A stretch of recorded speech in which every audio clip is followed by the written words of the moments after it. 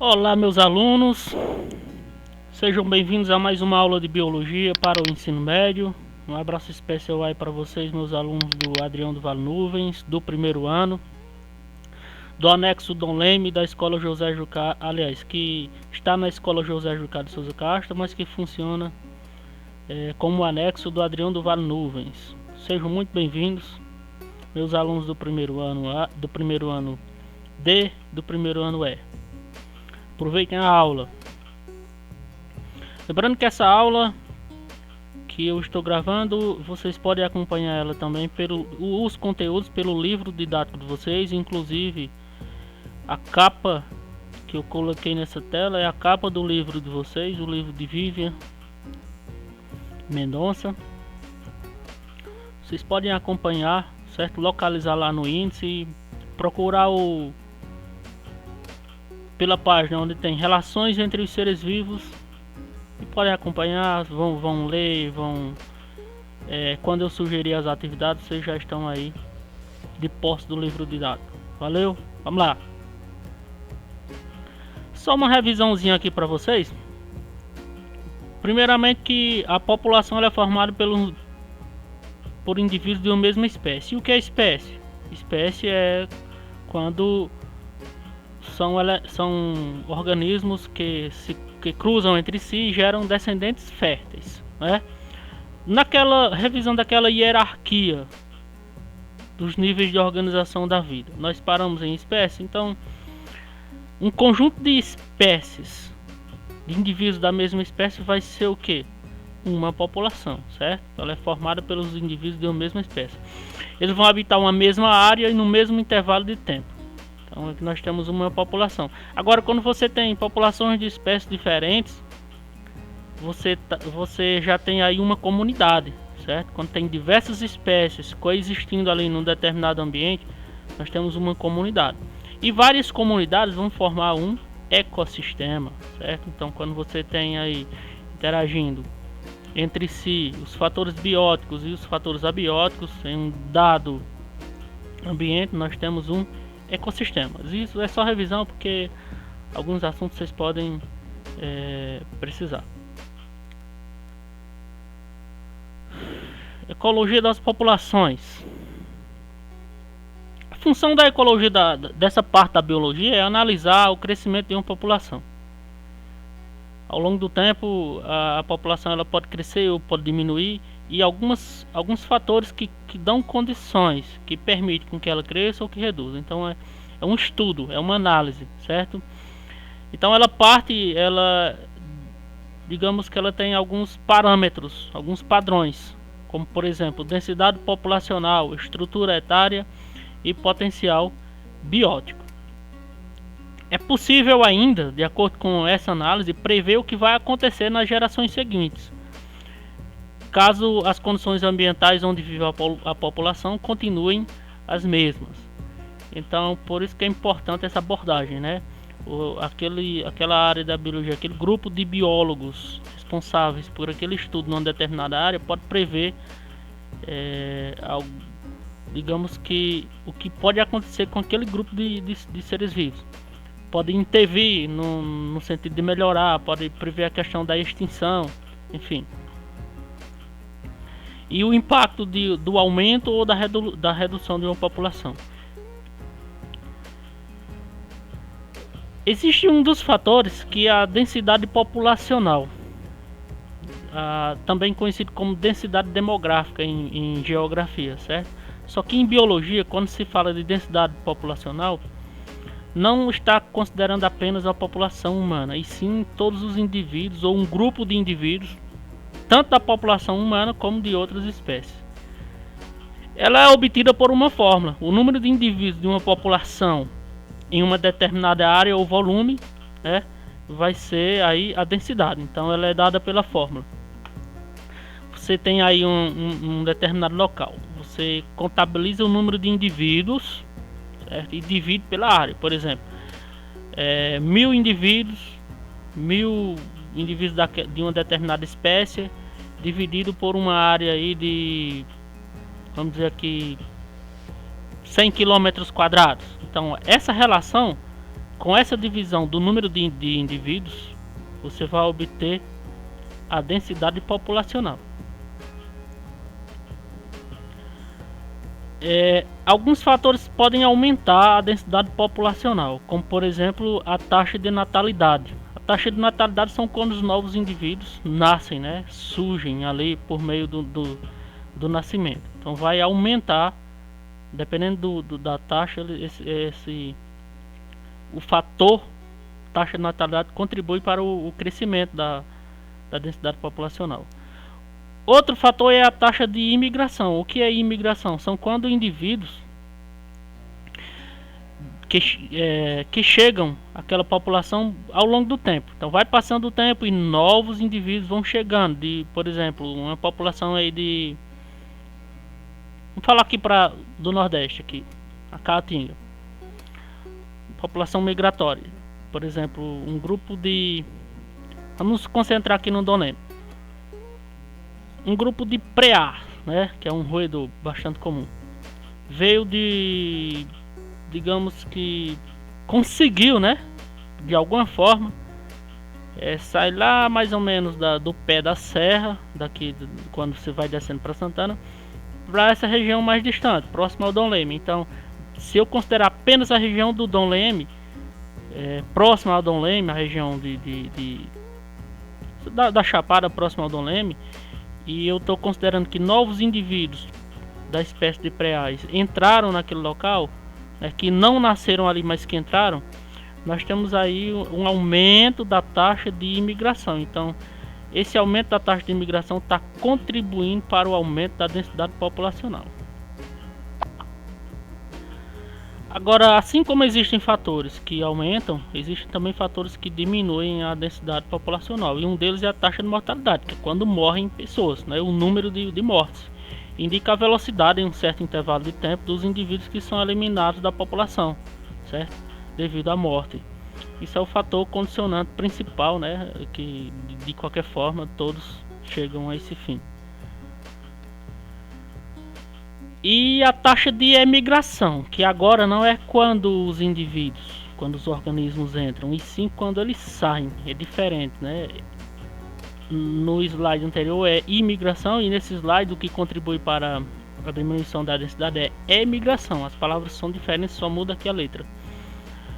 Corresponde ao número de indivíduos que deixam a população por unidade de tempo. Então alguma coisa aconteceu, falta de alimentação, então eles vão procurar alimentos em outro local, ou são levados de alguma forma. A natureza faz com que eles sejam transportados naturalmente, enfim, alguma coisa afugenta eles daquele local. Eles vão aí sair daquele local, contribuindo naquela determinada área pela diminuição da densidade populacional. Então observe um detalhe importante: os 4 fatores, natalidade, mortalidade, imigração e emigração, eles interagem entre si, determinando se a população está sofrendo variação em seu tamanho. Todas as taxas consideram o fator tempo. Assim é possível comparar uma taxa de determinado fator entre 2 ou mais populações diferentes, se considerarmos o mesmo intervalo de tempo. E existe o índice de crescimento,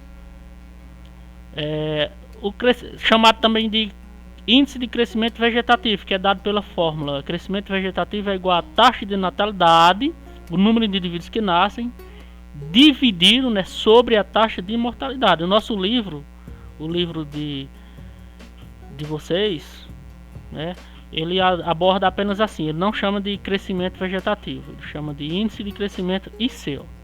Certo? Para determinar o índice de crescimento de uma população, deve-se relacionar a taxa de natalidade e a taxa de mortalidade, como mostra a equação a seguir.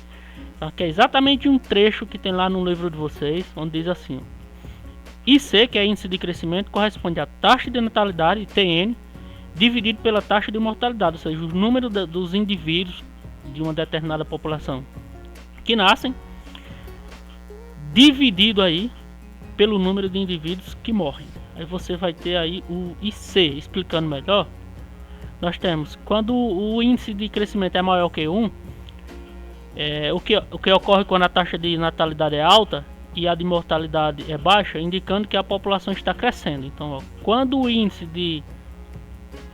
Quando o IC é maior que 1, indica que a população está crescendo. Quando o IC é menor que 1, indica que a população está sofrendo uma redução em seu tamanho. Isso vai ocorrer quando a taxa de mortalidade vai ser mais alta do que a taxa de natalidade. Vai morrer mais indivíduos do que nascer. Agora, porém, quando o IC, o índice de crescimento, é igual a 1, significa dizer que ocorre quando a taxa de natalidade e a de mortalidade possuem valores, digamos que iguais, aproximados. Nascem X pessoas e também morrem X pessoas. Para cada 100 indivíduos que morrem, nascem 100. Então, digamos que o valor aí da densidade digamos que a densidade populacional vai permanecer sem alterações, sem aumentar e nem diminuir, certo? Indica que a população possui um tamanho aí estável. Santana do Cariri, por exemplo, desde quando eu me entendo de gente, que a população aqui é 17 mil e tantas pessoas. E já tá o que? Eu nasci em 1987. Já tenho aí meus 30 e poucos anos. E a diferença não parece que está diminuindo a população de Santana. Enfim, e se diminui também não são valores tão consideráveis. Digamos que em Santana do Cariri, esse IC é igual a 1. Olha só, muita gente. No caso da espécie humana, os índices de crescimento próximos a 1 ocorrem em países considerados desenvolvidos, onde geralmente há um planejamento familiar e bons serviços de saúde oferecidos aos cidadãos. Na África, por exemplo, será que esse IC é igual a 1? Certamente na África esse IC é menor que 1, né? Porque vai morrer mais gente do que nascer. Agora, em países bem desenvolvidos, o IC, o índice de crescimento, ele vai ser, digamos que próximos ao número 1. Ou seja, igual, quase igual. Bons serviços de saúde, atendimento, planejamento familiar das pessoas. As pessoas não têm um monte de filho, né? No máximo 2 ou 3. Olha quem veio nos visitar, que tá no livro de vocês, o suricate, né? Olha aí, rapaz. Os suricatos, que aqui no Ceará é chamado de suricate ceboso, né? Bom, o que é que ele tem a ver? É só para mostrar, são mamíferos africanos, né? É só para lembrar a vocês que são diversos os fatores que regulam o tamanho de uma população. Por exemplo, a competição por alimento, o predatismo, né? Os outros organismos que vão se alimentar, digamos, a relação predador e presa, ela controla também o tamanho de uma população. E só lembrando, o suricato, ele é um mamífero, um animal muito pequeno, né? Ele não passa de 25 centímetros, do tamanho de uma régua aí, daquela que vocês usam de 30 centímetros. Então, no máximo, uma régua daquela, pequeno. Mas, na verdade, eu mostrei essa imagem para propor uma das atividades que eu vou lançar para vocês, né? Primeiramente, lá no livro de vocês, tem essa atividade aqui, ó. A população humana mundial está crescendo, e o que tem gerado problema há décadas, principalmente em decorrência da desigualdade socioeconômica. Consultando jornais e revistas, procurem saber sobre questões relacionadas ao aumento da população, como alimentação, como reduzir e evitar a escassez de alimentos. Vocês vão procurar isso aqui, ó. Acesso à água, o que fazer para garantir o abastecimento, saúde pública, como controlar epidemias e pandemias. Eita, isso aqui é um assunto bastante, digamos que atualizado, né? Estamos diante de uma pandemia, e aí tem aqui, ó, como controlar epidemias e pandemias. Eu acho que vocês vão saber falar muito sobre isso aqui, certo?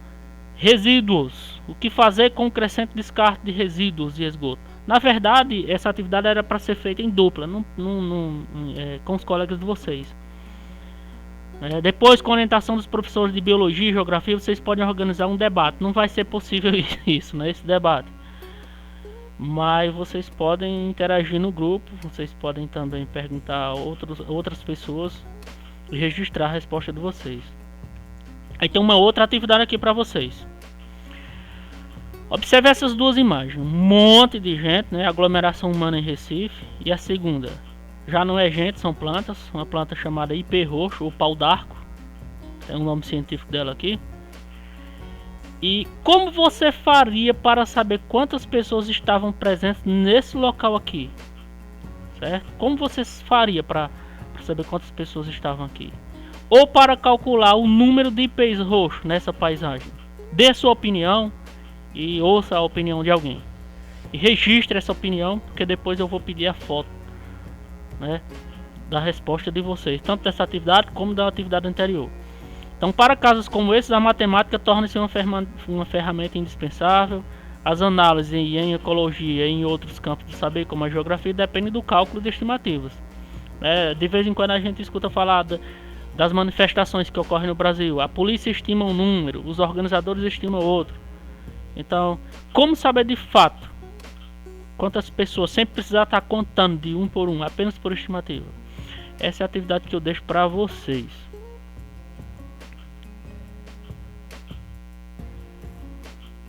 Pessoal, muito obrigado pela atenção de vocês. Valeu mesmo, um abraço. Gostaria muito que vocês, quem não se inscreveu ainda no meu canal do YouTube, possa aí se inscrever para estar divulgando mais, certo? Vocês façam essa gentileza e muito obrigado pelo tempo de vocês. Cada vez mais eu aprendo, cada vez mais vocês aprendem. Valeu, até a próxima. Vamos ouvir uma musicazinha?